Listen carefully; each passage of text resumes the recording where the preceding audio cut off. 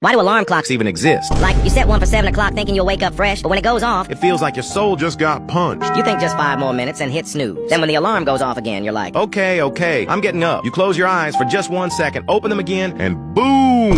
it's been 30 minutes. Like, bro, I just time traveled. Against my will. Or sometimes the alarm doesn't even wake you up. It just becomes part of your dream. Suddenly I'm at a concert, and instead of music, the band's just playing my iPhone ringtone on loop. Some random horses are floating, and I'm riding them with the ringtone for some reason. My brain's like, Yeah, this seems normal. and when you finally realize this is just a dream, You're already cooked. it's 9:45, and your mom is standing in front of you with flippers. At that point, you might as well go back to sleep. Because you aren't waking up again.